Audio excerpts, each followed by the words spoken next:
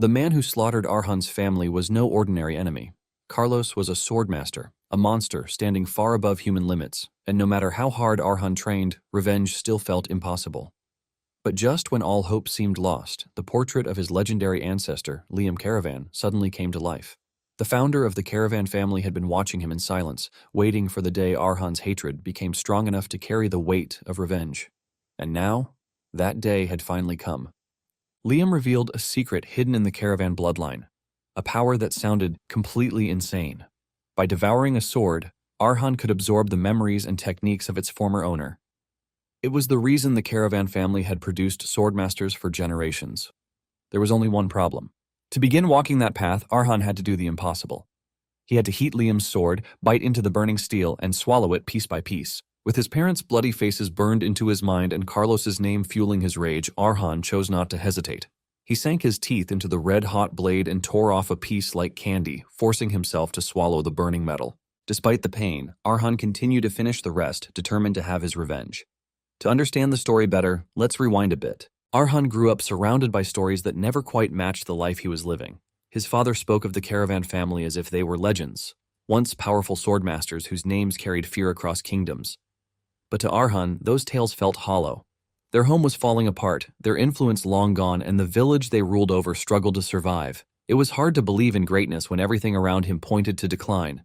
But nonetheless, Arhan was chill with the people of the land. He even works alongside them on the farms, while also taking goods to the market to sell. It was a usual day for him to go to the market, and Arhan left happily, but by the time he came back, all he saw was a land filled with the blood of his people. Arhan is stunned by the gruesome scene unfolding in front of him. And suddenly, his butler appears behind him to console him, while revealing that a swordmaster attacked the village and only took 10 minutes to wipe out half the villagers, claiming that he was following orders. Arhan thought it was all over, but for some reason the swordmaster, Carlos, had spared his parents, and in that moment of warmth, embracing with his mother, Arhan knew that their troubles were not over yet. The swordmaster had given his parents and the survivors a month to vanish. With fear and no hope whatsoever, the survivors ran away from the village, leaving it desolate. Arhan's parents, however, chose to stay back because it is their responsibility as the leaders of the village. They try to get the butler to take Arhan away from the village, but he runs back halfway. Just like before, he only met a gore scene where his father's head is hanging on a pole, and his mother has been cut down. He tried to attack the swordsmaster with a crossbow, but he fell to his knees in fear, and the swordsmaster decided to spare him, but with a warning not to continue his bloodline because he would just appear to wipe them out again in the future. At that moment, Arhan lost everything, but swore vengeance upon his greatest nemesis, Carlos. Soon afterward, a year passed, and during this time, Arhan prepared for revenge against a swordmaster who was considered the pinnacle of strength. Arhan was left with questions because he had no idea why Carlos would kill his family or who was behind it all. Even though he has questions burning in his mind, he knows that one thing remains, and this is the fact that the lives of all those from the village who died in vain will never return. Just like he usually does, Arhan stands in front of the wall in his castle to stare at the sword and portrait that were said to belong to his ancestor, Caravan. Suddenly, something strange happened as he stared at the portrait, and it began to emit a bright light with a voice emerging from it. When the light finally forms, it transforms into an old man who calls Arhan his descendant. Arhan could not believe his eyes because right in front of him was his ancestor, Caravan. Arhan initially discards this because he believes that he is not seeing right, and he must have been suffering from a mental shock because of everything that has happened so far. However, it starts to become clear that the image in front of him is no hallucination. Liam speaks out, telling Arhan that he can feel the confusion in his heart because he is scared that he might have finally lost his mind. He also asks him if he is shocked that his ancestor, whom he believes is a myth, is standing right in front of him. Arhan then asks him if he is truly the founder of the family, the strongest swordsmaster in history. In addition, he wants to know why he decided to come at that moment if he is truly the great swordsmaster that they talk about. Arhan's anger and frustration take over as he screams at Liam, asking him why he chose that moment to finally appear. Liam calmly replies that he needed to be sure, revealing that revenge is an ordeal one must not even begin unless they are prepared to discard everything. Because of this, he has watched over Arhan for the past year and every single day. He realizes that, despite the fact that he possesses talent so trashy and hopeless that he himself can't deny it, he never lets go of his sword for a single day. Liam is blown away by his obsession and his will that refuses to fade away. Liam tells him that the reason he just appeared is that the hatred in Arhan's eyes has finally reached the depth that he wants. In addition, Liam confesses that his own patience has also reached the limit, and the murderous intent within him longs to tear apart the one who mercilessly killed his descendants. Liam mentions that there is one truth that cannot be denied, and this is the fact that only a swordmaster can kill a swordmaster.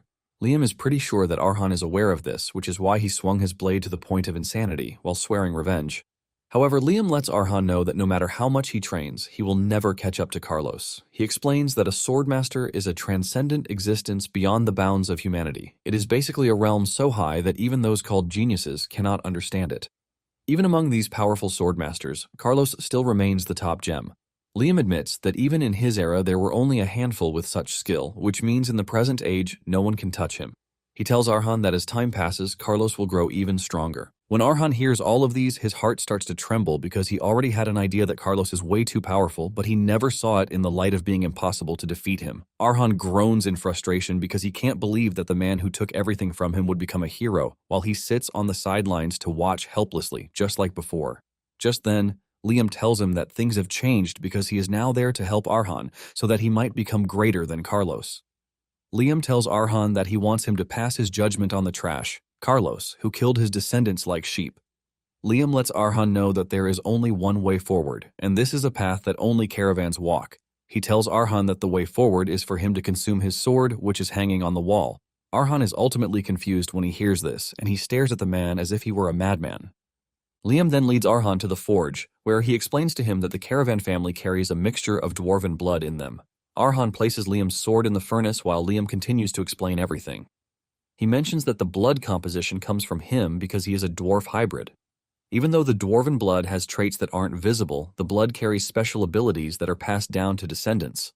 He mentions that these abilities are tied to the blades, revealing that by consuming a sword, one can absorb the memories and techniques of its wielder as one's own.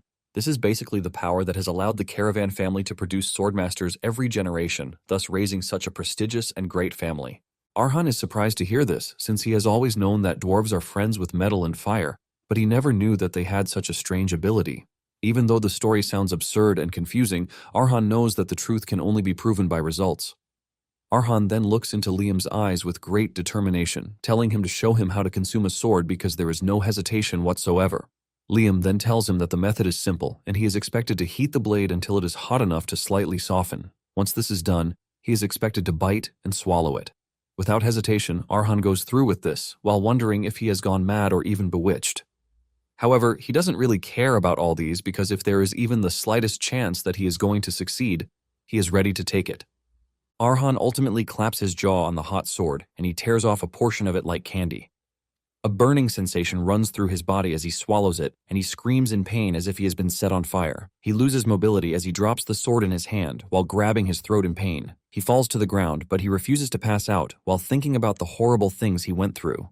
His parents' face lying in a pool of blood serves as a motivation for him, and even Carlos was the one at the center of his hatred. With this, Arhan picks up the sword and continues chewing on it with the drive to succeed no matter what, because he has to kill Carlos. After he is done swallowing the hot metal, he passes out. But when he wakes up, he is actually surprised that he didn't die. In fact, there was no scratch whatsoever, and he would have even believed that it was a dream if not for the sword hilt that was sitting in front of him. Just then he hears Liam's voice commending him, telling him that his willpower is pretty impressive compared to his weak body. He lets him know that many of his ancestors couldn't even handle the burning pain, which is why they usually give up.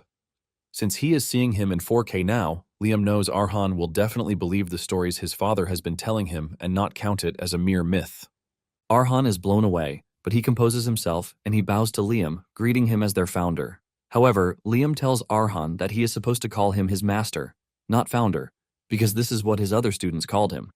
Arhan then switches it up by calling him what he prefers, while maintaining the bowing posture in front of him.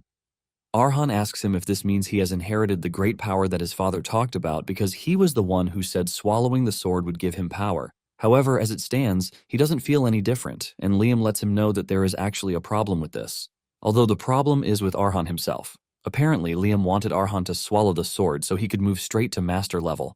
But because the concentration of his blood has reduced over generations, he can't digest the power inside it just yet, even though he has absorbed the sword. To put it simply, Liam lets him know that he can't absorb the full essence of his sword. Arhan is surprised to hear this, but he accepts it as what it is because he has to follow whatever his master says. Liam is shocked that Arhan is not overreacting to this, and Arhan reveals that he already knew that his body was weak. Even though the result was disappointing, he is at least relieved that there is still another way out. Liam asks him what he means by another way, and Arhan reminds him that he said it is impossible at the moment, which simply means that in the future, he would be able to absorb his power at some point. Alternatively, he can still find a sword that matches his current level of strength. Liam is blown away by Arhan's impressive intuition. He lets him know that he is right because the more the sword is used and worn, the better it is. He then asks Arhan to take him to a place that has a lot of swords, so he can pick the right one. Arhan then takes him to a junk site where there are a lot of used swords. Liam admits that the place is creepy as hell, and black mages would have loved to get their hands on a place like this. Arhan explains that all the junk from the slums find their way there. From worthless scrap to broken weapons, it is basically a place to find a sword that would fit what Liam said. Liam agrees that it is a good start, revealing that in his early days, he devoured swords in bloody places just like this one. They were swords by dead soldiers, axes that are covered in dirt and blood, and spears with broken tips lying around. Liam talks about how much he consumed these swords, and he urges Arhan to get stronger if he wants to survive. Liam says the place somewhat reminds him of back then, just like battlefields where lives clashed endlessly to stay alive. He talks about the cruelty of war and how countless lives fade away without a trace. Even among these dreadful memories and sorrow, he mentions that there would still be someone who would leave a brilliant spark of light. Liam then points to the distance, telling Arhan that he has found the sword for him. The sword is more or less like a needle, but Liam lets him know that this is what he needs. 1 month after this, some thugs make their way to the village, and the best place they decide to enter is the castle. They wonder why it is empty and start making up assumptions. One says they must have used the mansion for black experiments before abandoning it. However, another disagrees, saying they would have been dead the moment they walked in if that were the case. Another mentions that there is a possibility that a fallen noble is hiding in the mansion. The mercenaries are happy that they have gotten their hands on good loot because there is no one to stop them. One of them finds the clothes belonging to Arhan's late mother, and he starts rummaging through them. This entices the group, who believe that there is a lady living there whom they can have fun with after they are done looting. They start passing the clothes around to smell, but suddenly Arhan's voice cuts through the hall, telling the group to stop whatever it is that they are doing. Arhan emerges from the dark corridor, telling the group that his mother liked everything neat and clean, which is why he is going to ask them nicely to put everything down so that they can talk instead. The thugs start making fun of Arhan, since he is a kid, and even a boy at that, since they were expecting a girl that they could mess with. Arhan then asks them if they are looking for food or a place to stay. He assures them that he doesn't mind letting them stay as neighbors, but the thugs believe that Arhan is crazy for saying things like this. The leader of the group starts walking toward Arhan, telling him that he must really be stupid for not running away when he saw them. The dude lunges at Arhan while asking if he is eager to die.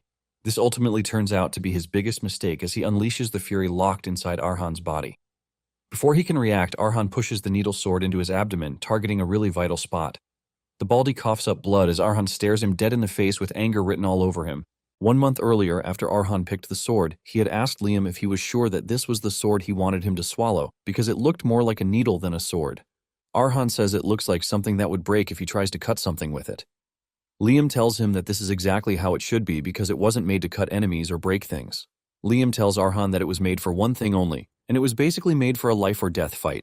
Liam tells him that it is a sword that is made for just stabbing. Arhan is confused when he hears this, and Liam understands why he would be because he can easily argue that a spear would be better. However, he lets him know that for a weak body like his, nothing beats memories that are inside the sword. Liam lets Arhan know that the owner, Mary, stabbed over 200 enemies with a body that is even weaker than Arhan's. Liam urges Arhan to respect the sword and swallow it with gratitude because the metal might be light, but the life inside it is heavy and serious. Liam lets him know that by taking in Mary's memories, he is definitely going to gain a lot. Going through Mary's memories, she was just a 10-year-old girl whose parents died in a fire. She only managed to survive with burn marks on her face, while her parents were burnt beyond recognition. By the time she woke up, she had softly revealed that she would have preferred to die with her parents. After Mary lost everything, she started living in an orphanage. And the day she learned that the orphanage worshipped the goddess of fire, everything became worse for her. She fell into despair because she basically lost everything to fire, but she is expected to live in a place that calls fire salvation. The rest of her days at the orphanage were awful, and she became progressively worse with other children always staring at her like she was some kind of weirdo because of the burn mark on her face. They say a lot of terrible things behind her back, and sometimes she hears them, which even makes her wish to die at some point. Mary was always wishing that she would die just so she could escape the horror, but everything changed on a particular day. She ran into a swordsman, Hegel, who was practicing his swordsmanship in the woods. Even though his swordsmanship was rough and clumsy, it was good enough to make her forget her pain even for a second. Hegel was an old swordsman and former wandering knight who had worked at the orphanage for years. On a normal day, Mary wouldn't have had the strength to talk to the old man. But she pushed aside her usual self and walked up to the man, asking him if she could become like him. She tells Hegel that she really wants to learn, and this becomes her first step toward wanting to live. Hegel takes a minute before answering, telling Mary that what she is seeing cannot help her in life because she is a girl. He tells Mary that weapons like the one in his hand only hurt the person holding them. He tries to discourage her, but she refuses, telling Hegel that she can learn it so that no fire in the world can scare her again. Hegel concedes, and he takes her to a room where there are swords sitting in a jar. He asks her to pick one of the swords, and if she can swing it, he is going to teach her. Mary asks if it is compulsory for her to swing it, but Hegel doesn't understand her question until she finally points to the needle sword. She tells Hegel that she doesn't mind as long as she can fight back. She stretches the sword toward Hegel, and the way she points it at his neck tells him that there is something sinister about Mary. Now in the present day, Arhan stabs the Baldy, and he crashes to the ground, sending a wave of fear into his comrades. They don't want to believe their eyes, but Arhan tells them that negotiations are now over. It turns out that for the past month, everything Liam has been teaching Arhan wasn't even about swordsmanship. It was basically how to train his body so he wouldn't get tired even after running for hours. Basically, he didn't even teach him any sword skills, leaving Liam surprised at how Arhan was able to precisely stab the Baldy. This then tells Liam that Arhan is absorbing the sword really well, and this signals his first step as a caravan. It turns out that Arhan stabbed the tout in a place where one can only reach if the sword is accurately slipped in between the ribs, which is none other than the lungs. Arhan knows that he is a complete novice when it comes to swords and everything related to them, so there is no way he could have performed such a precise thrust. However, it turns out that he was able to do this thanks to the owner of the sword, Mary. Going back into Mary's memories, it turns out that from the very first day she picked the needle sword, Hegel started teaching her. He taught her how to stand, how to properly hold a sword, how to fight, and how to survive. Hegel's beautiful swordplay was able to provide strength for Mary, and she truly loved the old man's swordsmanship. A few years after this, Hegel is seen lying on his deathbed, and he tells Mary that on the day she finally leaves the orphanage, she should make sure to go into the world. As he dies, he tells Mary that this is his final lesson to her, and he expresses his joy that he spent the end of the journey with her. Mary was left in tears as she watched her benefactor slowly lose to death, and his last words were to thank Mary for everything. After that, Mary followed Hegel's final words, and she left the orphanage to step into the world. In no time, Mary had made a name for herself in the mercenary world. Thanks to the fact that she uses a needle-like sword and was a young woman, she was given the name, the Stitching Gypsy. Tears flowed out of Arhan's eyes as Mary's memories flowed into him, and he finally understood what his master meant when he was talking about absorption. The Baldy is still alive and he is begging to be spared, but Arhan ignores his cries. He walks up to him and pushes the needle into his head to finish the job because he has made up his mind to finish what he started. Even though this was his first kill, Arhan didn't feel anything. There was no emotion whatsoever, and the only thing he could see was the situation left before him, which was the rest of the thugs. He knows that he was able to get the jump on the Baldy because he underestimated him, but this is not the case with the rest, especially the fact that he is outnumbered. He is pretty sure that the thugs know this too, but he can't understand why they are not attacking him even though they have the numbers. Liam then tells Arhan that the group is terrified, and it is understandable because what Arhan just showed are not movements of a beginner. Liam explains that a certain amount of fear helps one to survive, but excessive fear ends up clouding one's judgment. Just as he said, the thugs are freaking out as they turn to each other, asking themselves what they are supposed to do. Basically, the fear creeping into their body is tricking them into believing that Arhan is more powerful than they are. Liam explains that the thugs are probably looking at him like he is some sort of killing demon skilled with a sword. Since this is what they believe, Arhan decides to make their fear come true. He leaps toward the group, and instead of trying to defend themselves, they freeze in fear. Arhan runs circles around them while weighing their strengths. He dodges their frantic strikes before picking out his target. Arhan locks in on one and pushes the sword into his neck, ultimately severing his life. It turns out that Hegel once told Mary that she doesn't have the liberty of time since she is a woman and she has limits. Arhan is operating on that principle as he runs around the group with his insane agility. Since he is the weak one in the situation, Arhan knows that he has just 2 strikes at most to take down his enemy before he is exposed. The moment Arhan picks out his target, he goes for a vital spot and pushes the sword into them. Basically, it is a situation of, don't make up for what you lack, but make what you have shine. Mary's strength was her innate flexibility because her body is built like that of a dancer. and she uses this to her advantage.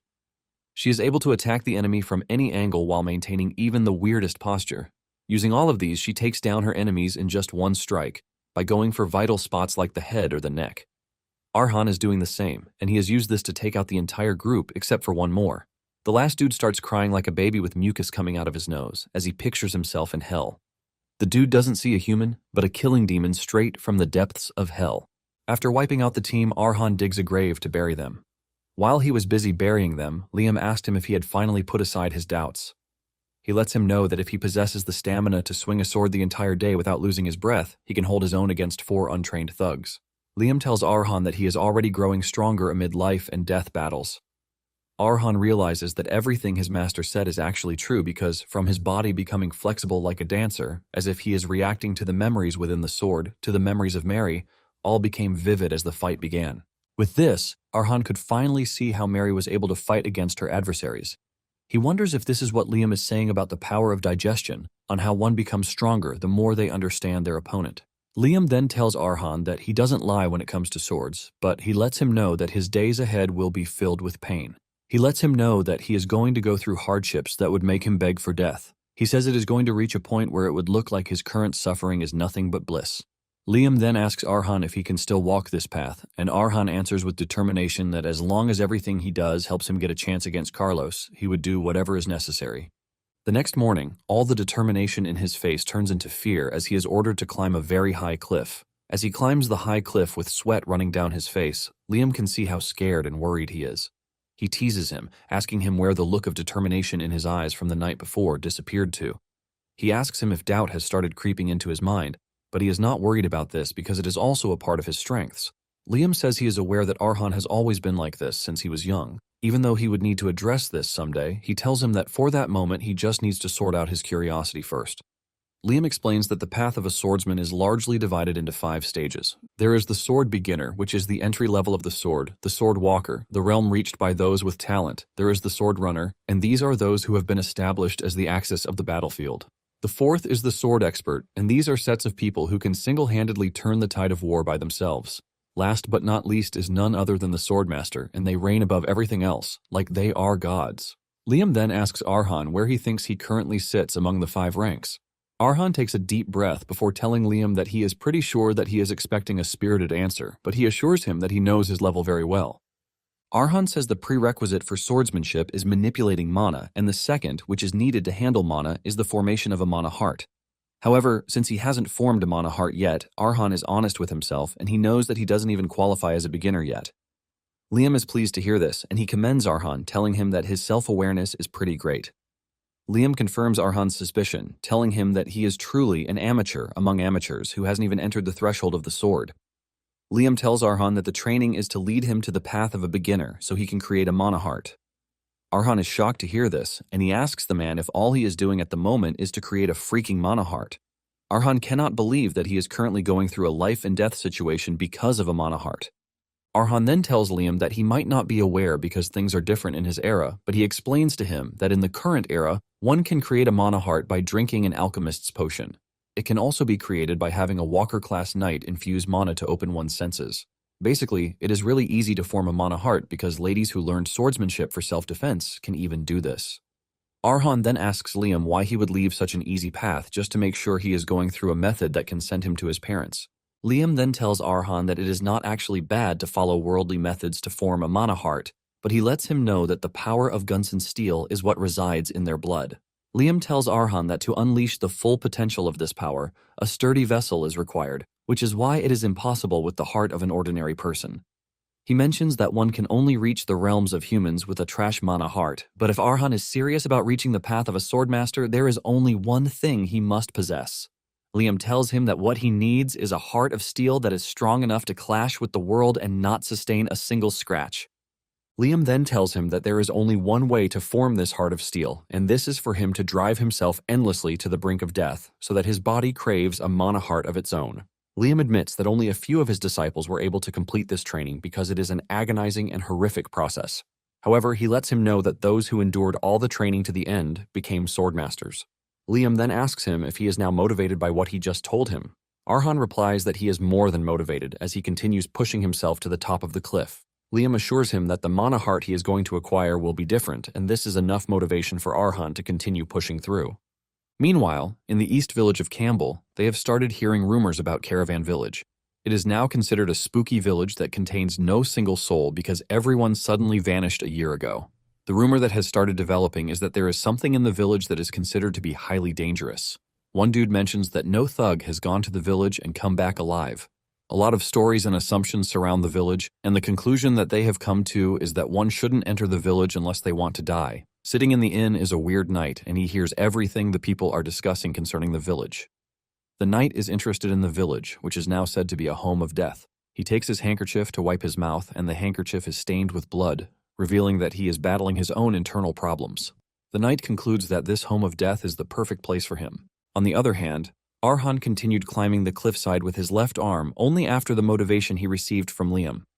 There was no rest day for him, even on days when he had to deal with thugs who had entered the village. Arhan continued doing this every single day without missing anything just to give it his absolute all. With this, a month passed by, but even with the gruesome training that he went through just from climbing the cliffside, he still wasn't able to form a mana heart. However, Arhan could see that there was something different about him. While fighting, Arhan notices that one of the changes is that his senses have become insanely sharp. From his 5 senses down to his judgment and concentration during fights, Arhan has gotten insanely better. Whenever he holds the needle and he fully locks in, it is always as if it is Mary herself who is doing the fighting. Arhan would move around enemies as if they were frozen in time, and he was the only one operational at the time. Arhan easily turns the bodies of his enemies into holes that leak blood. It turns out that the reason for this crazy change is that Arhan can now feel mana. While meditating in the forest, Arhan is proud of himself because he is able to achieve all of these without forming a mana heart or reaching sword beginner just yet. Arhan knows that this is only possible thanks to the power of the needle. Arhan then asks his master what sort of power he is expected to possess once he reaches the next stage. Liam scoffs, telling Arhan that he still has a long way to go, so he shouldn't think he has gotten better. However, he lets him know that he is going to grant him the answer to his question. Liam explains that once he forms a mana heart to become a sword beginner who understands the depth of this power, he can then be said to have gotten to a level that is equal to Mary's. If he can move further from this, channeling the power from the mana heart, he would have reached the realm of a superhuman that is capable of strengthening physical abilities and establishing a field for offense and defense. Liam reveals that this is the stage that is called a swordwalker. Even though it is the next step after beginner, he would realize that the moment he faces it, there is a vast difference between the two. Liam then asks him if this answers his question, and Arhan says yes. However, Arhan has one more question, and this is about the man who just settled down in their territory. Arhan has been watching him, and he asks Liam if this fellow is a swordwalker. Liam confirms this, saying the man is an opponent who is on a different level from the trash Arhan has been dealing with until that very moment. Liam asks Arhan what he plans to do about the man because with his current power level, he won't even last a second against him. Arhan replies that he is still monitoring the situation while preparing for any eventuality that might come up. Arhan tells Liam that he really doesn't have any choice in the first place. Liam then tells him that he still has the option of abandoning the territory so he can avoid a fight. However, Arhan replies that this is not an option that he can choose because even though the territory is now desolate, it is the only place where he can remember his memories with everyone. Liam understands his pain, and he urges him to become really strong because in this harsh world, power is the only answer. Liam tells Arhan to use his wishes as fuel to propel himself forward to get what he really wants. Liam urges him to use his pain as a source of strength to become as hard as steel so that no one will dare to mock his words ever again. Later on, Arhan ends up running into the night, and he orders Arhan not to take a step if he doesn't want to die. Before the whole confrontation, the moment the man arrived in the territory, Arhan had been watching him as part of his daily routine. Arhan learned something important in those times. Even though the village has loads of empty houses, the man acted as if people still owned them and didn't even bother to touch the smallest item. He only lived simply with just the one bundle he brought with him, and his other habits were gazing at the sunset every evening while lost in thought or spending time in prayer. In the end, Arhan concluded that the man was a knight, and Liam agrees with him, saying he is a swordsman who is skilled enough to reach the walker level. However, he is surprised that he still follows rules and manners strictly even when there is no one around to watch him. Liam reveals that this kind of stubborn person is really rare outside of knights. Arhan then mentions that since he is a knight, this means he might be a good person, since knights are supposed to protect their honor while seeking justice.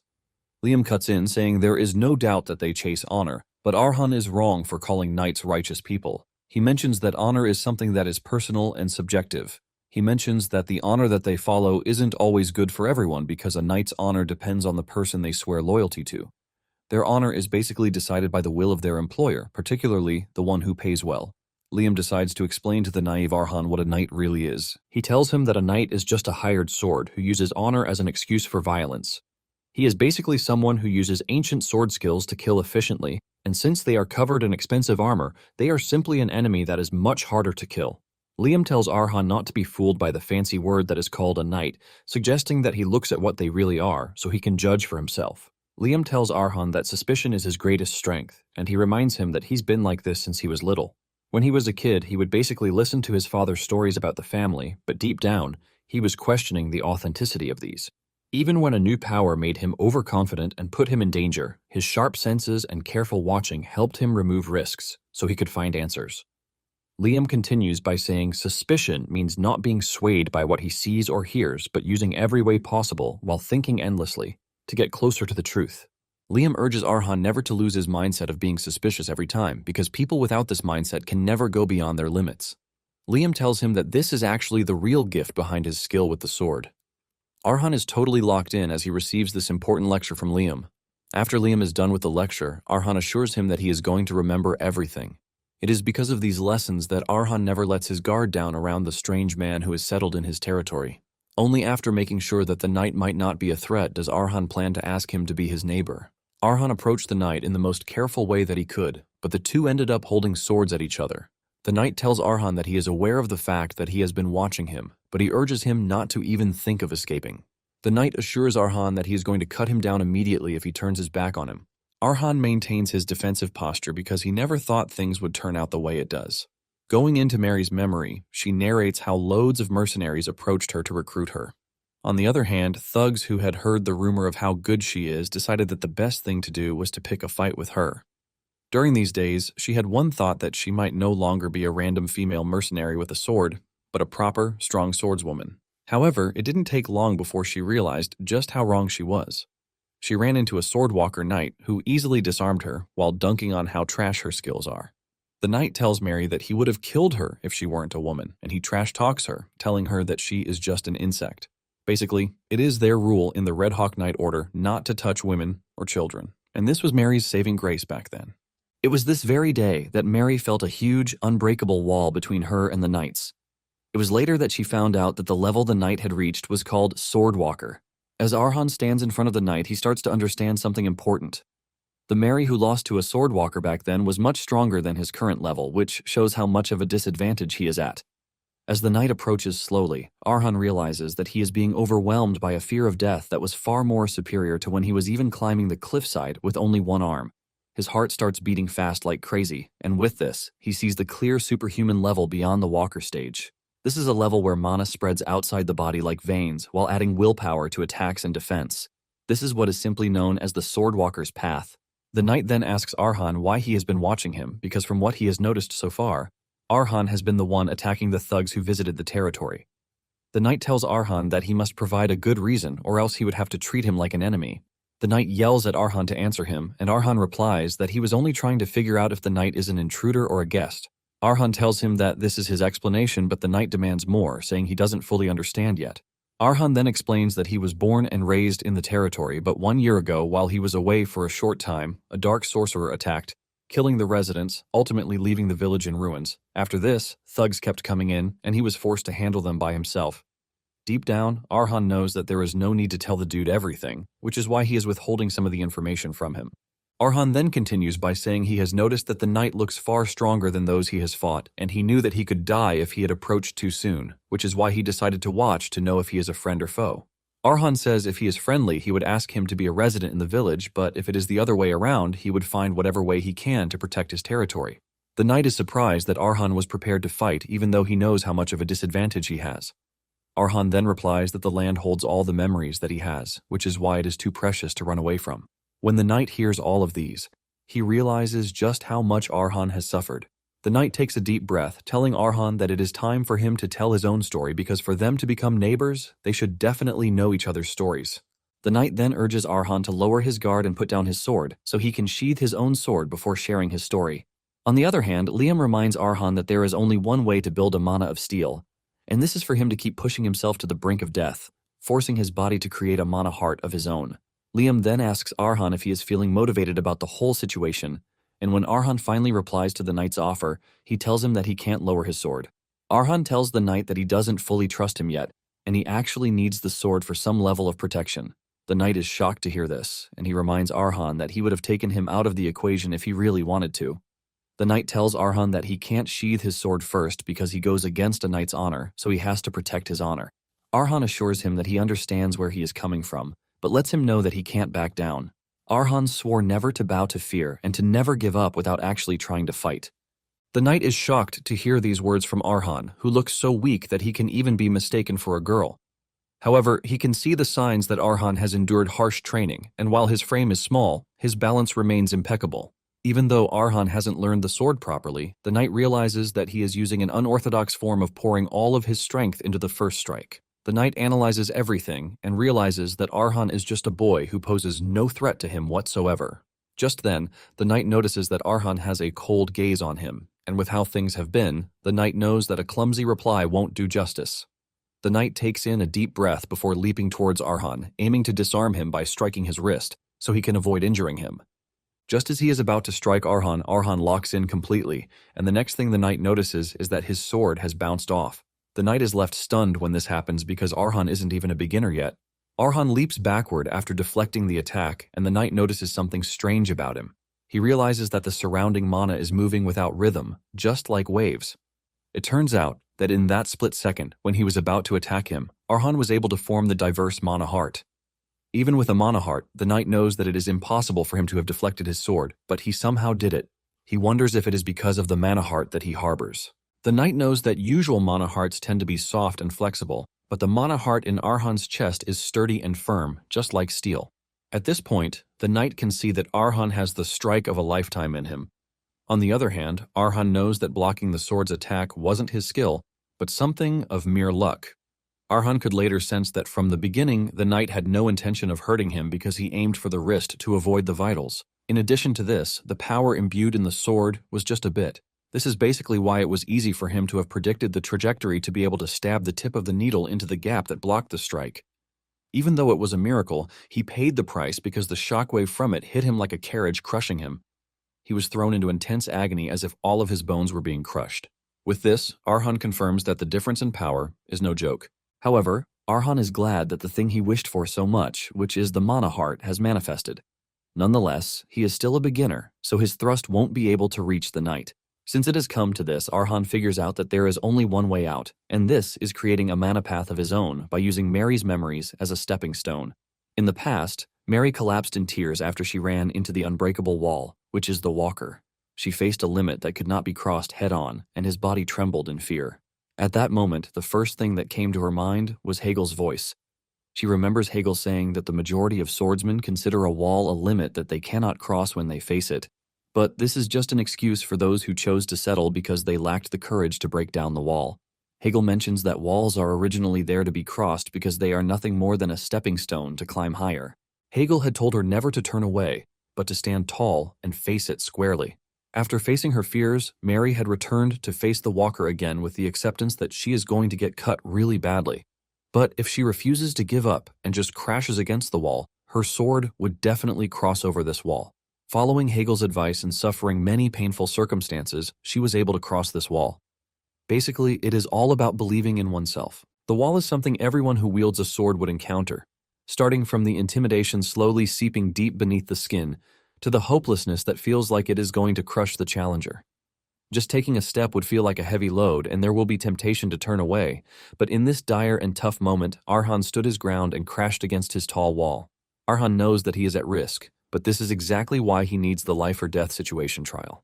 Arhan is ready to push through, even if it is just a slight bit of hope that he has. Arhan takes a deep breath as he tries to analyze the knight in front of him. He wants to know which muscles he is putting strength into, how he catches his breath, and what trajectory he intends to follow. Arhan prepares to gather every clue necessary to create a single-strand path. Liam sees what Arhan is doing, and he is totally impressed by how much Arhan is pushing himself. Apparently, it is the way of the caravan family not to fear even in times of impossibility. They are required to face the trial head-on while showcasing the will of the caravan family. Arhan continues to put everything in place, and the moment he figures out that he is ready, he dashes toward the knight. Back then, Mary admits that she was afraid of fire and the fact that the tragedy that took everything from her was just the beginning. There were even days that she couldn't even face the mirror, and there were days when breathing was a burden. This was how she found out that she was not supposed to be afraid of fire, but her own weakness, which only made her run away. Because of this, Mary swore that she would break through the wall of fire that took away everything, including her future. With a determined heart, Mary pushed forward and conquered her fear of fire and of the world. She knows that if she crumbles, there is no win for her. And this is the mantle that Arhan is operating on. He puts everything into his attack, giving the knight a tough time. The knight is forced to put enough strength behind his sword so he can block the attack. Arhan's sword flies out of his hand with the base shattering just as it had happened to Mary. Mary's soul stands in front of the sunset as she takes in a breath of fresh air while thinking of Hegel's words. Mary stares into the sky, telling Hegel that the world was full of monsters stronger than she is, and there were many high walls that could not be crossed just because one has the will to do so. However, she could proudly say that until the very end of her life, she never turned back from any wall that blocked her path. With a solemn and emotional declaration, she hopes that there is an afterlife so that she can also tell Hegel her story. In the end, her soul ends up getting into contact with Hegel's, and she runs into his arms like a baby while revealing that she is no longer afraid of the fire. Tears run down her face as she tucks herself into Hegel's arms, and the needle burns off, ultimately signaling the end of her story. In turn, this also signals the complete assimilation of the needle into Arhan's system. Soon afterward, Arhan wakes up with the realization that he actually passed out. He notices that there is a robe used to cover him, which obviously belongs to the knight. This is when it fully dawns on him that he wasn't able to achieve his goal. Liam quickly comes in, telling him not to be heartbroken because he engaged in a struggle that brought no shame to the family's name. In fact, he was able to gain something alongside the painful defeat that he suffered, which is the complete assimilation of the needle. Arhan understands what the old man is saying because he can now feel that his muscles have become more flexible than before, and his senses have sharpened like those of a wild beast. Basically, he has climbed up the cliff like a veteran mercenary who has lived a lifetime on the brink of death. Arhan finally understands why his master chose the sword, and this is because he wanted to show him not just power and technique, but Mary's entire life. Liam wanted to show Arhan the strong will that never gives up, even in the face of a massive trial. Arhan smiles because Liam could have just told him this from the very start. Just then, the knight shows up in the distance, expressing his relief that Arhan has woken up. He mentions that he just left to get drinking water, but the moment Arhan spots him, he immediately gets defensive. He grabs his sword and moves into a striking pose, but the knight understands why he is acting so defensively. The knight tells him that they would have to clear the misunderstanding between them, and even Liam tells Arhan that he has no need to act so warily because the knight has no intention of killing him. However, it is normal to be suspicious, and Liam understands this. The knight tells Arhan that he understands he has been through some tough times, so it is normal for him not to lower his guard, but he asks him if he would be willing to lower his guard so he can hear his story. The knight starts taking off his shirt to show Arhan why he came to the territory and why he can't be a threat to Arhan. After taking off his shirt, he introduces himself as Patel, who is a retired knight and a wanderer with nowhere to go. It turns out that he is suffering from a terminal disease, and death is on his door already. He mentions that high priests who have trained in medicine their whole lives have assured him that he has 1 month left at best. Basically, Patel is just a sick man waiting to die. With this secret out in the wind, Patel asks Arhan if he would finally listen to his story. The two then settle down to talk, but unlike Patel's fine swordsmanship, he was bad with words, and he struggled to articulate his words. However, his emotions were true, and what Arhan sensed about him is that he is a knight who left the order he pledged loyalty to after receiving a terminal diagnosis so he could find a place to die. Petal mentions that he left the order because he didn't want to become a burden, as his life slowly vanished from him. He mentions that he wants to spend his last moments quietly with his own time. After hearing everything he has to say, Liam tells Arhan that he doesn't sense any lies in what Petal has said, because even as he is speaking, his heart is being devoured by the disease. He reveals that the moment the disease encroaches upon his mana heart to reach his heart, he is going to finally die. Petal then asks Arhan what he thinks about him becoming his neighbor. Arhan takes a minute to answer, and he tells Patel that he is pretty sure it was difficult for him to have shared his story, and because of this, he is grateful that he did. Arhan introduces himself and reveals that he is the last descendant of the land after he lost everything. Arhan shakes hands with him to welcome him, and Petal accepts the hospitality while thanking Arhan for the honor. Since Arhan has finally gotten his mana heart, he believes that it is time to take the next step, and Liam tells him that there is one place he needs to go. Some days later, Arhan travels away from the territory. While sitting in the carriage, he tells Liam that he was actually expecting him to teach him swordsmanship directly, since he now has his own mana heart. However, Liam had to drag him out to nowhere, and it is thanks to Patel that he could leave the territory because he would definitely take care of any invited guests. Arhan then asks Liam if there is any reason for him to have come all that way, and Liam tells Arhan that he seriously needs to escape his commoner mindset. Liam tells him that their family is different from anyone else in the world, which shows how special they are.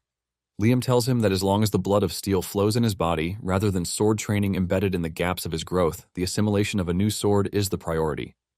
Liam reveals that the destination they are heading to is the perfect place to seek out because it is a place that is not bound by status or origin. It is a place where only those who crave flesh gather, and it is a stage for life and death duels. This place is none other than the arena, which is teeming with adrenaline and blood. They soon arrive at Firma, the Steel City, which is one of the cities that represent the Seven Kingdoms, where metalworking is advanced, and it is no exaggeration that almost every weapon in the Iron Kingdom is made there.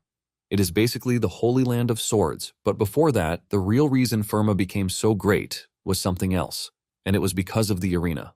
Upon arriving at the arena, Liam is hit with a wave of nostalgia because he can remember just how exciting it was to be there. Liam mentions that a lot of crazy fights happened in the arena, ranging from beasts versus beasts to find the strongest one, human against monster, which were classified as savage matches and even fights between different races to decide who is superior. All these matches were intense, but the wildest one was the deathmatch struggle. There are fighters full of different styles and skills rolling on dirt, fighting like animals, and the winner takes the loser's life while grabbing everything they own as a prize. It is a total mad slaughter from the crowd who are drunk on the smell of blood, happily throwing gold coins, making bets, while screaming like crazy. It is basically the mad city that is built on piles of spilled blood. After hearing all of these, Arhan admits that there is no better place to get stronger, and he can see just how excited Liam is about the whole thing. Arhan believes that he is going to get battle experience while becoming stronger from eating the swords of those he defeats in battle. However, Liam lets him know that he is getting everything wrong, because if it were that easy, he would have made Arhan eat every weapon in the junk pile back then. Liam tells him that he cannot just start eating swords randomly, because if he does this, the mixed memories of these swords will consume him instead, and he will ultimately lose who he is. Liam tells him that he has to control the sword and not let the sword control him. Liam lets him know that he is only allowed to eat the swords he chooses for him until he is able to open his own eyes. Liam then suggests that they head into the arena itself. They are required to register, and 3 hours later, the attendant finally tells Arhan that he has to go to the registration counter to get his medal issued because he can't fight without it.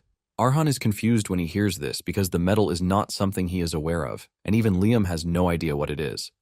Liam tells Arhan that there was nothing like this back in his day. The green-haired attendant lady shows Arhan what a medal looks like, and she urges him to get one before coming back to the line.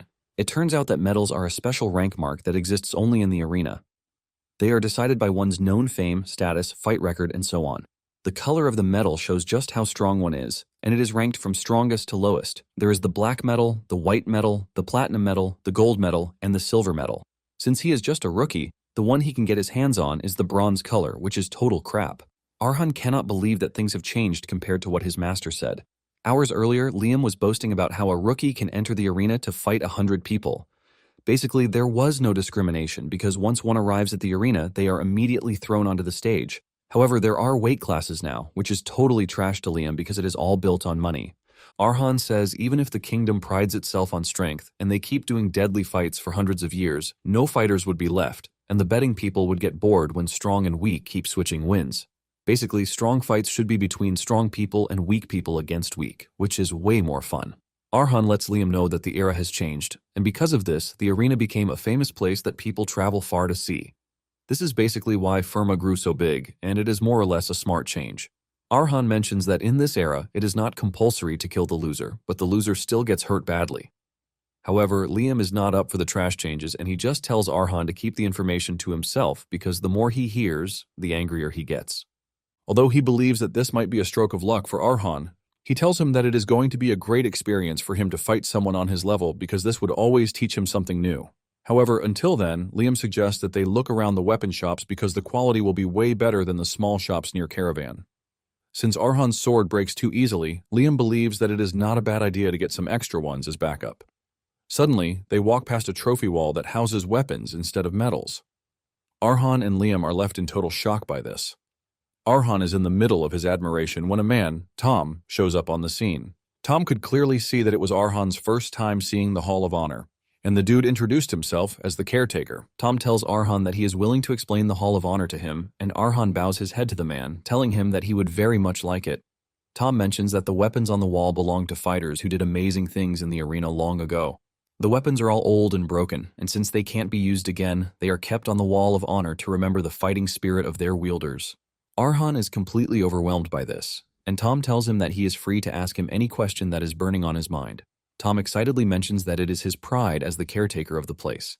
Liam immediately tells Arhan to ask Tom if there is a way to take the swords that are displayed on the wall, because he has found the next sword he needs to consume. Tom lets him know that there is, and it is for fighters who prove themselves. These fighters earn the right to take one weapon that matches their medal, so every time their medal rank goes up one level, they get one more weapon. Tom lets him know that the weapon he is staring at so intently can be his once he reaches the silver rank. After this, Arhan heads to the arena, and as they pass through the corridor to the arena entrance, Liam tells Arhan that the hall is basically a treasure room. Liam says to others, it might look like old useless junk, but to Arhan, the swords are pure gold. Liam is excited because Arhan now has a lot of reasons to come to the arena, even if it is just for training because he has to get his hands on some good swords through ranking up. Liam says he would have just preferred to steal all of the swords, but this is pretty impossible because Tom is not an ordinary fellow. Arhan doesn't understand this because Tom looks like a nice old man, and Liam understands why Arhan couldn't see what he saw because there is a huge difference between them that he couldn't feel. Liam explains that Tom can turn his mana into armor and make perfect defense even though it is half finished. Basically, the nice-looking Tom is a sword expert. Arhan is shocked when he hears this because the sword expert rank is just before the swordmaster rank. Arhan asks Liam why someone as strong as Tom would prefer to be a caretaker. Liam tells him not to be surprised because almost everyone who reaches that kind of level has something weird going on for them. Liam concludes that they are going to rob the hall later, and Arhan believes he still has intentions to rob the Wall of Honor even though he knows the risk. In fact, Arhan has no idea when he agreed to this. Liam then continues by saying a lot might have changed in the arena, but there are some things that never change.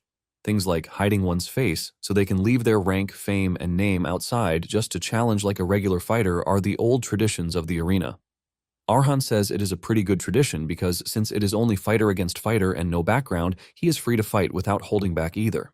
Just as he is about to enter the arena, the referee stops him, telling him that he has to provide a nickname before he can enter the arena.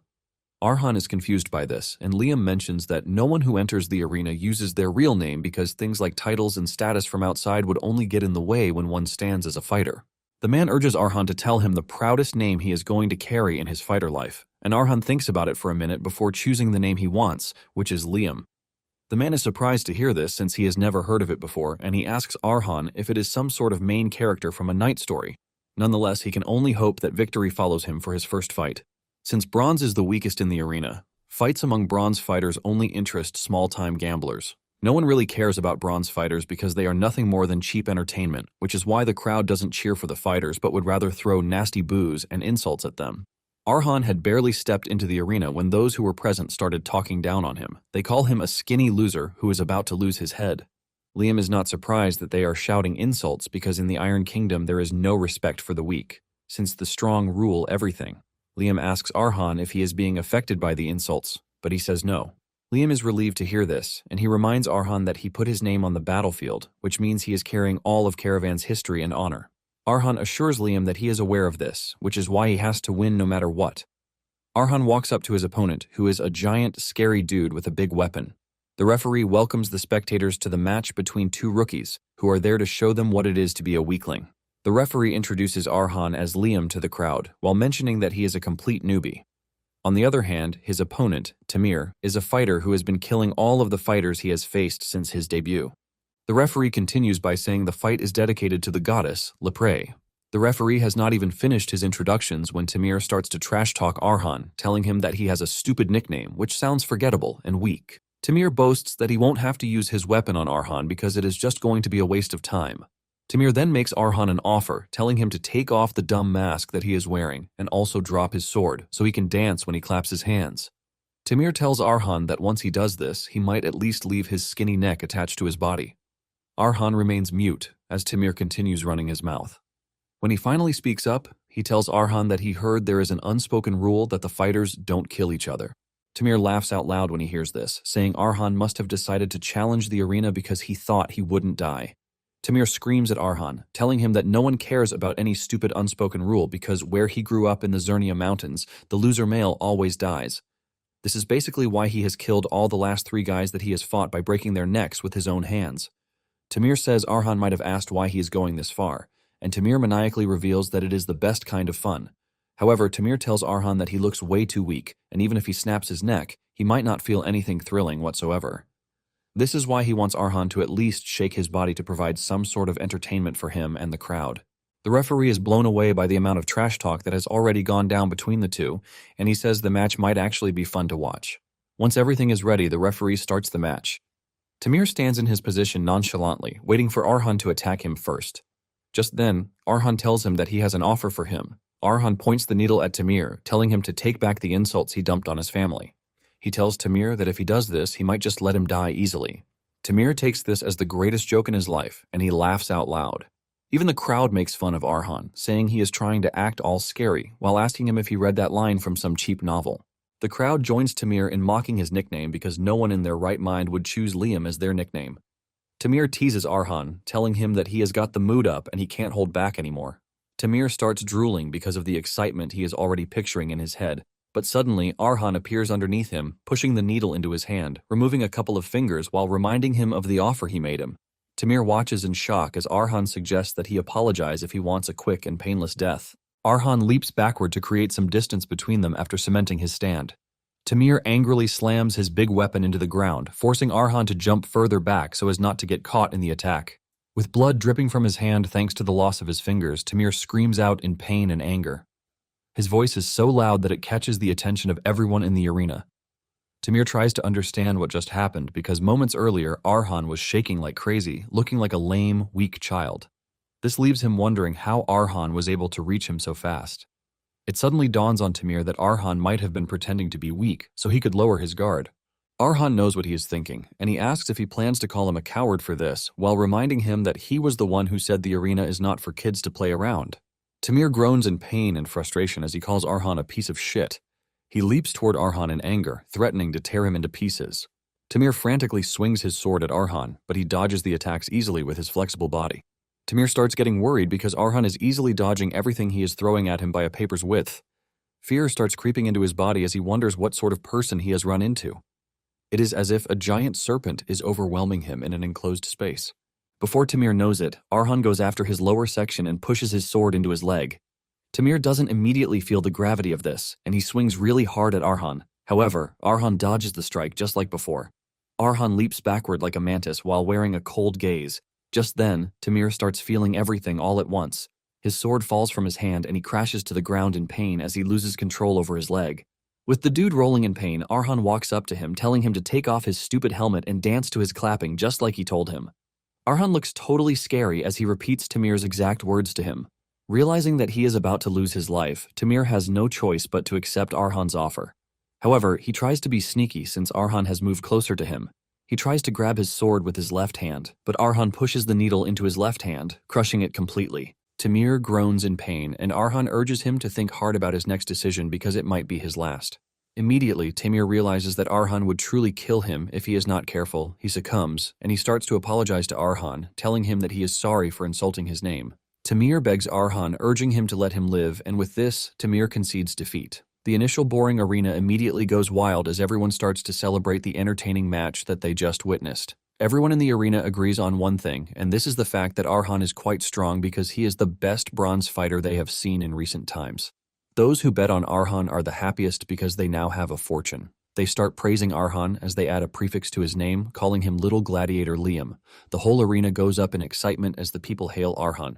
It turns out that Tom also watched the match, and he is glad that his suspicions about Arhan not being a normal person are right. Tom smiles because it is as if he has just made friends with a real promising fighter who could pull a loud roar on his first fight. At the same time, Tom is worried because too much attention in the arena can sometimes be poisonous. It turns out that there are some influential people who watched Arhan's match, and they are already plotting their move. Some days later, the green-haired attendant shows up, telling Arhan something shocking. She tells him that the arena likes him, and because of this, they are willing to offer him something very rare, which is the Silver Promotion Challenge. The lady then asks Liam if he is up for the challenge.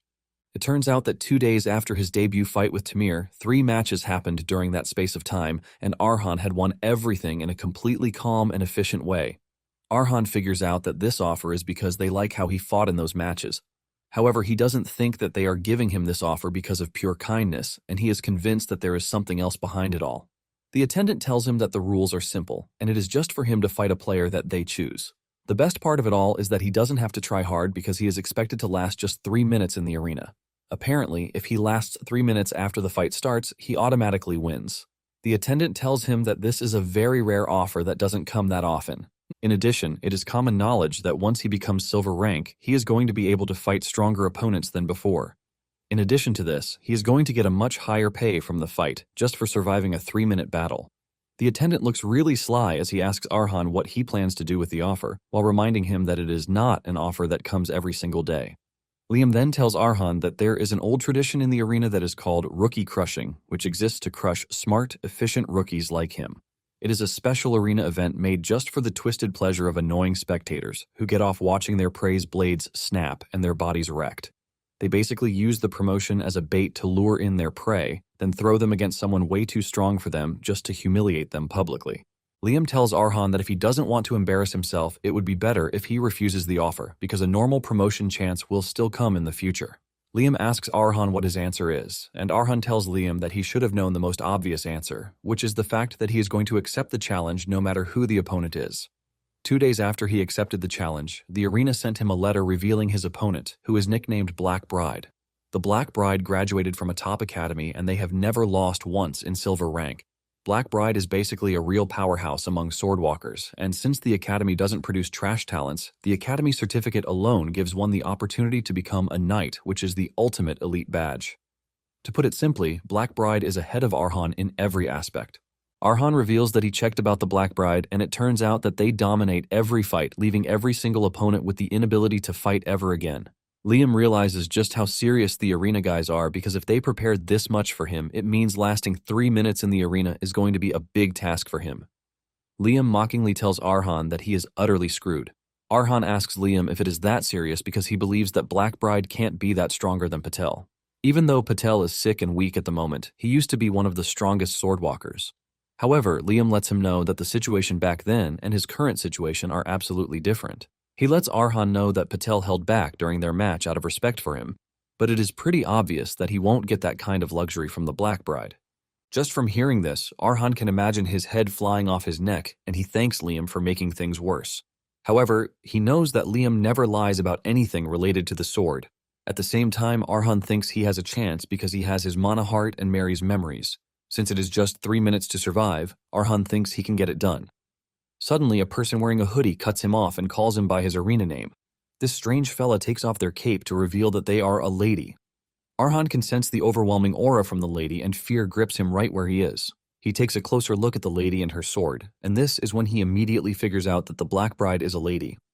Arhan remains mute as Black Bride walks toward him and he tries to deny the fact that he is Liam. Black Bride sighs before telling him that he is making things unbearably annoying. She grabs her weapon, ready to unsheath her sword. Arhan also grabs the needle as he prepares for a counterattack, but before he even knows what is going on, Black Bride has gotten to him. She holds her sword to his neck before he can even react to anything, to show him that she can kill him at that instant. Black Bride then tells Arhan to stop wasting her time because she knows that he is the one they call Liam, thanks to the obvious things all around him.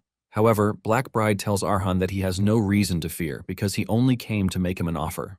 Arhan asks her what offer she is talking about, and she tells him that she would like him to quit the match because going ahead with it would be stupid of him.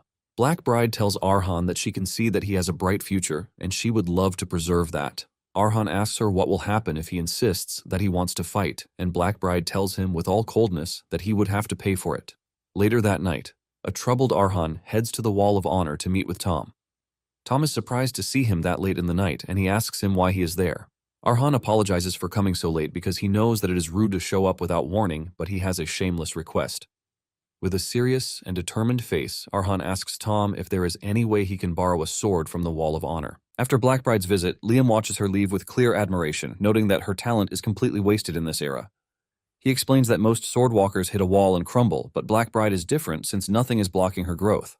With just a slight push, she could ascend to the next realm, making her a once-in-a-generation genius. Hearing this level of praise from Liam, who rarely compliments anyone, Arhan is left stunned.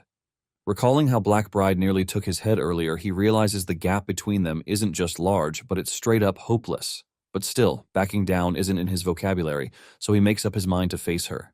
Since Arhan refuses to forfeit, Liam wastes no time and urges him to find the second sword. That night, Arhan meets Tom at the Hall of Honor and asks to borrow a sword. Tom hesitates before asking if it's related to his duel against the Black Bride. Arhan is stunned that Tom has already heard about it, and Tom lets him know that the news about the fight has already spread like wildfire because it's a fight between two most promising gladiators. However, Tom can clearly see what's going on behind the scenes. The arena isn't promoting Arhan, but they're clearly setting him up. Tom tries to talk some sense into him, explaining that Black Bride isn't someone he should be fighting yet. This is because she's a genius from the Eastern Continent, a top graduate from one of the Iron Kingdom's 3 great academies, and an undefeated force in the arena, which is why Tom believes it's not the time for Arhan to face such a daunting fighter like the Black Bride, even though he's an excellent fighter with a lot of potential too. He advises Arhan again to gain more experience through other battles and challenge her after building the strength to withstand such a force. He believes it's the only way to put on a spectacular fight while staying alive. Arhan briefly thinks about Tom's words and simply thanks him for the advice, after which he declares that he still wants to fight Black Bride. Like a true menace, he activates his secret technique, emotional manipulation. With trembling hands and a shaky voice, he puts on a performance so convincing it deserves an award. He admits he's terrified, but claims he doesn't want to run away from fear. He then asks to borrow a sword from the hall, saying the spirits of past warriors will give him courage. To seal the deal, he proposes a win-win that if he survives, he earns the sword properly. And if he dies, Tom can just take it back from his corpse. And just in case that wasn't enough, Arhan throws in a final move, acting like he'll accept rejection without complaint. After a brief internal struggle, Tom gives in and agrees to bend the rules for him. He believes Arhan has the spirit of a true fighter, making him worthy of this exception. Instead of breaking character, Arhan pushes even further, asking again if it won't cause trouble. This completely finishes Tom, who reassures him with full confidence, and at this point, Tom is already emotionally compromised. Arhan bows repeatedly in gratitude, while Liam watches from the side, absolutely entertained. He even comments that Arhan might have more talent in acting than swordsmanship and could have made serious money in the entertainment industry. With everything set, Arhan excitedly looks forward to devouring his second sword and assimilating its power for himself. The next day, the arena erupts with excitement as the long-awaited duel begins. The crowd roars, hungry for blood, as Black Bride, dressed in her signature dark bride attire, steps onto the battlefield. But behind the scenes, things are far more sinister. The arena had already instructed her to completely crush Arhan and not just defeat him, but take one of his limbs for maximum entertainment value. At first, she refuses without hesitation, but the moment they reveal the reward is a legendary dragon sword from the Eastern Continent, everything changes. This is because the blade holds deep meaning for swordsmen from her homeland, and it's something she's been chasing for a long time. Faced with such an offer, she falls silent, and the attendant takes it as acceptance, urging her to put on a show worthy of the crowd. Despite agreeing, Black Bride isn't completely heartless, and her conscience pushes her to meet Arhan beforehand and offer him a way out. She gave him a chance to forfeit and avoid what's coming, but she's disappointed when he still shows up at the arena. As Arhan takes his place on the battlefield, she starts to warn him one last time that whatever happens next is on him. However, as she prepares to draw her sword, an eerie feeling washes over her. She senses a thick blood stench in the air but finds it hard to believe it's coming from Arhan. What she doesn't know is that the feeling is coming from the second sword Arhan just consumed, a weapon from Crowd City, once wielded by a fighter drenched in blood who carved his own path to freedom. Crowd City was once a beautiful landmark that belonged to a fallen republic, but after breaking away, it became one of the 6 free cities. Back then, it was known as a paradise, a place filled with beauty and prosperity. However, that image is long gone because the city has now turned into a depressing nightmare where freedom and hope are luxuries that the common people cannot afford. This downfall began with the nobles, whose greed knew no limits. They first sold off the city's territory to a foreign superpower known as the Golden Empire, and even after that, they continued to exploit their own people. Eventually, they began selling off basic human rights just to rack up loans from the Red Bank, pushing the entire city into massive debt. Because of this, the citizens of Crowd City were reduced to nothing more than slaves. Human rights became non-existent, and the people were forced to endure constant suffering. Among those watching this slow destruction was a man named Fang, who could only observe as the city sank deeper into despair. He saw fathers getting beaten to death while begging on the streets, and mothers selling themselves just to keep their children alive. However, everything changed for Fang when his younger sister died from a simple fever because he couldn't afford medicine. That moment broke something inside him, and he began to question why everyone in the city continued to accept such a cruel fate without resistance. His answer unexpectedly came one day during a public execution. The prisoner was being put to death simply because he fought back against a drunk tourist who had been harassing him. Normally, violence within the city was ignored, but since the victim was a foreigner, the authorities decided to make an example out of the citizen. Despite how clearly unfair the situation was, no one stepped forward to protest. The people were too afraid of the consequences, fearing that any resistance would only lead to harsher treatment from the foreigners. However, something unexpected happened after the execution. The city fell into an eerie silence, and for several days, that silence continued. It was like a fragile tension masked as peace had spread across the land. But that wasn't peace, but rather the tourists and foreigners, who once looked down on the citizens, were simply being cautious. This is because the same people they once treated as trash had now shown that they could fight back, and that realization planted fear in their hearts. For the first time, the balance shifted, and from this, Fang came to a powerful conclusion. He believed the chains binding the people were not just forced upon them, but were also maintained by their own fear and complacency. If they truly wanted change, then those chains could have long been broken. However, he also understood that freedom would not come without a price. It would require bloodshed, and someone would have to bear that burden. Accepting this reality, Fang chose to step into the shadows as an assassin, deciding that he would become the one to deliver judgment. He was willing to stain his hands with blood if it meant restoring the freedom and paradise that Crowd City had lost. And now, Fang's very weapon is one that Arhan has devoured, and hope can help him turn things around in this duel. Soon after, the announcer takes the stage and officially declares the start of the long-awaited battle, sending waves of excitement through the crowd. Black Bride quietly studies Arhan's aura, recalling that the first time she saw him, he had the air of a mercenary. But now his aura feels like that of one who has soaked in a vast river of bloodshed. She notes that Arhan now seems more like an assassin shrouded in darkness and blood. She continues to study him, trying to make sense of what exactly he is, but she comes up empty, unable to wrap her head around the bizarre situation. She studies him closely, trying to understand what exactly changed, but nothing adds up. The gap between what she saw before and what she is sensing now is too wide, leaving her unable to make sense of it. Still, she pushes those thoughts aside, deciding to finish him off. Without hesitation, she lunges forward with a swift and precise strike, fully expecting to defeat him instantly. However, to her shock, Arhan effortlessly evades the attack, moving with a level of speed that should have been impossible for him. This immediately throws her off because just a night ago, his movements were slow and clumsy, far from anything that could challenge her. Based on that version of him, there was no scenario where he could react in time, let alone counter her attack so smoothly. But now, he moves like a completely different person. Before Black Bride can process what is happening, Arhan closes the distance, attacking with the needle in one hand and the assassin's sword in the other. As their blades collide, Black Bride begins to notice something even more unsettling. His breathing and even the flow of his movements feel unnatural, as if they belong to someone else entirely. As the exchange continues, Arhan keeps up with her pace, effortlessly matching her strikes. This only deepens her confusion as everything about him contradicts what she knows. Standing before her is not the same inexperienced fighter from before, but something far more dangerous, forcing her to question what Arhan truly is. Arhan ignores her questions and continues countering her attacks while precisely dodging every strike, forcing Black Bride to carefully analyze his fighting style. She quickly notices that his movements are unusual, as he fights like a mercenary and an assassin at the same time. His movements constantly shift without delay, making it extremely difficult to predict what he will do next. The seamless transition between styles messes up her timing, and for a moment it gives Arhan the upper hand. Even he can tell how much he has improved, realizing that he has already surpassed the level of a sword beginner. However, despite how impressive he looks, Arhan is painfully aware that what he's doing is nothing more than reckless theatrics. He knows he is forcing movements that don't fully belong to him, and it doesn't take long before his fear becomes reality. Black Bride gradually adapts and soon breaks through his rhythm, pushing him back. Once she finishes analyzing him, she calmly asks if he has any more tricks left, making it clear that she has already figured him out. At the same time, the crowd erupts with excitement. They are shocked that a mere bronze-ranked fighter like Arhan has managed to hold his ground against the undefeated Black Bride. His recent victories have already earned him attention, and now more people are placing bets on him surviving the duel. Some even begin to believe he might actually win, while others remain convinced that there is no way an inexperienced fighter can defeat someone as ruthless as her. Still, the cheers grow louder, with some spectators rooting for him, while others simply hope he at least dies in a more impressive way instead of like a gutter rat. Despite the cheers around him, Arhan remains uneasy as he plans for his next move. He can feel the overwhelming killing intent radiating from Fang's blade, along with the heavy stench of bloodshed within it. At that moment, Liam urges Arhan to fully embrace the sensations coming from both the mercenary's needle and the assassin's sword.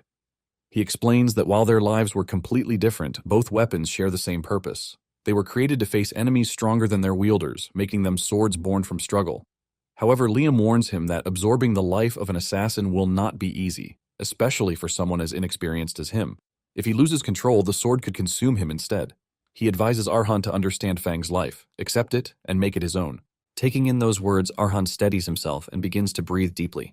With each breath, mana starts to flow within him, helping him regain his composure.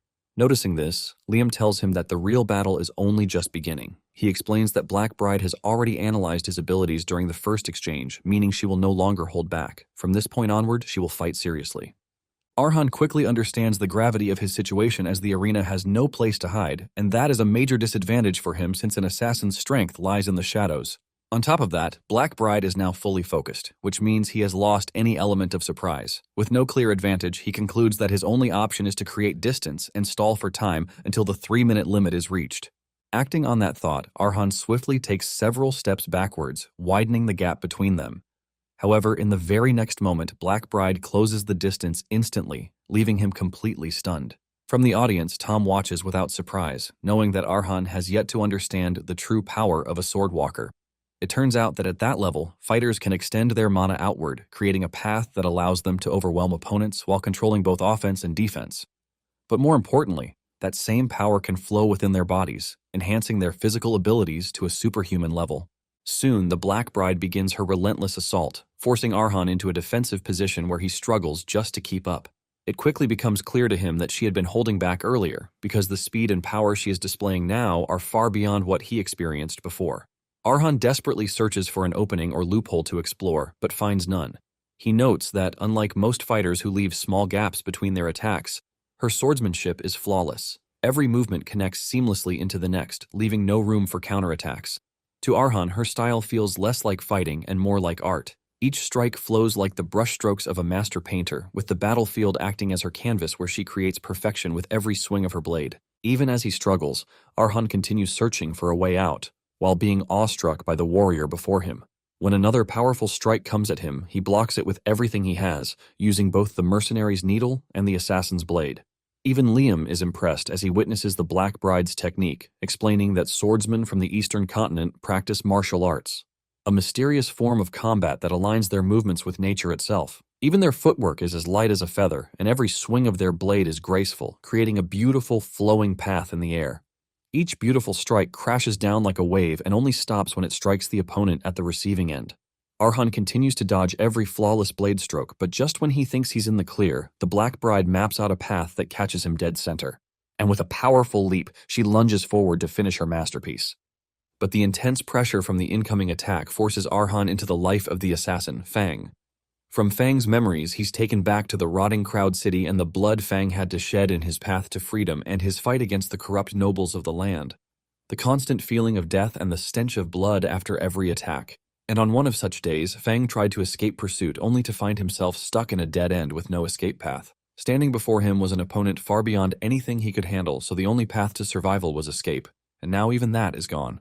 As his opponent crafts a decisive path, Fang realizes that his life has finally reached its end. However, as the enemy lunges towards him, something that can only be described as a miracle happens. Fang notices a tiny loophole before him, which he soon realizes is the same thing that has helped him escape death several times. As the enemy closes in and strikes, Fang somehow dodges the attack and prepares for a counterattack using that loophole. At that very moment, Arhan finishes assimilating that memory and finds his own gap against the Black Bride. He immediately strikes her on the top of her shoulder, drawing blood. The Black Bride is taken by surprise as Arhan dashes to the other end, having finally understood how assassins always find a way to survive even in the most insane conditions. However, this is something he couldn't have achieved on his own, but with the memories of a genius assassin. The Black Bride is surprised that Arhan was able to break through her perfectly mapped path in only a few seconds. However, the devastating attack she left on Arhan's ribs convinces her that he has reached the end of his road. Arhan freezes as he becomes painfully aware of the pain in his abdomen.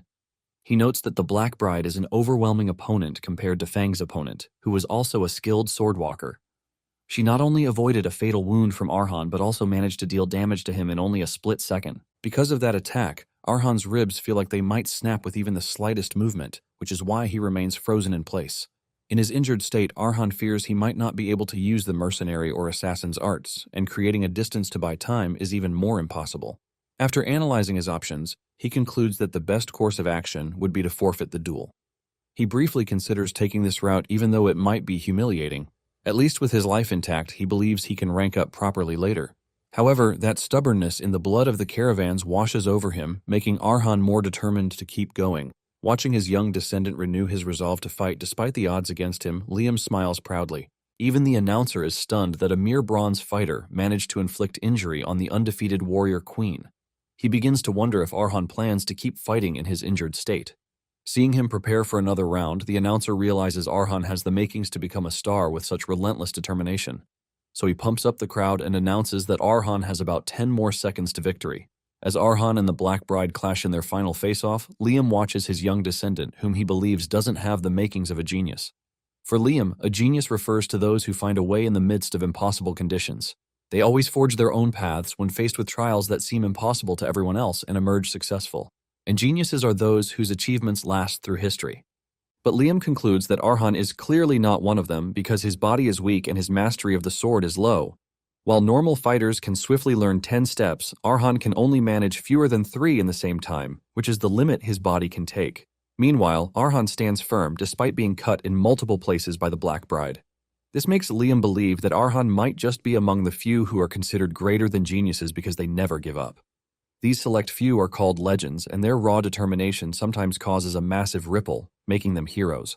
Liam believes that Arhan's relentlessness, even when faced with the loss of everything he holds dear, is what makes him different. Because in that darkness, he never let go of his sword until the last moment. Liam points out that this is what gives Arhan the qualities of becoming a hero. However, the next moment, the Black Bride does something that takes Arhan by surprise. She uses his exact same mercenary dancer-like movement to attack him and even makes sure he's aware of it. Unfortunately, before Arhan can figure out what's going on, her sword plunges into his shoulder, fatally wounding him. This makes Liam conclude that Arhan's hero drive was a bit lacking, but he encourages him not to be disappointed. Just as Arhan collapses in the Black Bride's arms with her blade stuck in his shoulder, the host announces that the set time has elapsed, declaring Arhan the winner. The crowd erupts in a massive cheer as soon as the host announces that Arhan has been promoted to the silver rank and will be given the silver medal. Meanwhile, the Black Bride lets go of Arhan, and he collapses to the ground while she quietly watches him. Even though she spared his life, the Black Bride notes that she did quite a number on him because once she holds the sword, she can't hold back. Though some might call it talent and others madness, she believes it is basically violence. Yet a burst of excitement rushes through her as it has been a while since she faced such a formidable opponent, and this has piqued her interest in Arhan even more. Just then, a voice telepathically interrupts her thoughts, reminding her of her contract to take one of Arhan's limbs in exchange for the dragon's sword. He lets the Black Bride know that she will not receive the reward if she fails to keep her end of the deal. From the VIP area, the annoying noble dishes out instructions to her using a glowing orb. He gives her one last chance to take Arhan's arm as her trophy purely for entertainment purposes in exchange for the Drago sword. As the annoying voice continues to push her, the Black Bride hesitates. But after a while, she curses him out and breaks the telepathic link before sheathing her sword. With that, she makes up her mind to leave the city for a while, but suddenly, a bright light explodes before her eyes. The Black Bride tries to make sense of it, and as she senses a familiar but unsettling aura, Liam materializes in front of her. Even Liam is surprised by the unexpected development and wonders if it's a result of Arhan's loss of consciousness or because of the aftermath of the fierce fight. He greets the Black Bride, referring to her as the Eastern Little Girl. He tells her that she's one of the rare ones from the East called shamans who can sense souls and possess a powerful divine energy. Liam is amazed that the Black Bride has such a sharp sense alongside her superior martial talent. Meanwhile, the Black Bride is still in a daze, wondering whether the sight before her is an illusion. But one thing becomes clear to her, and that is that the person in front of her has a heart sword, which is something only those who have reached the end of the sword can manifest. The heart sword is also a symbol of someone at the swordmaster level. The Black Bride recalls that Swordmaster Carlos is surrounded by 10 blooming heart swords after he rose to become the strongest swordsman alive. However, the number of heart swords above Liam leaves the Black Bride bewildered. She begins to count, and from dozens, it soon stretches into hundreds and thousands, and she loses count, realizing they cover the entire sky. She studies him closely, unable to determine the nature of the creature towering before her. Sensing her dilemma, Liam tells her that she's not equipped to fully understand the answers to all her questions. He then encourages her that it's something she can also reach for, and it is known as the Land of the Swords or the final destination of all blades. Just as quickly as the illusion appeared, it vanished before her eyes.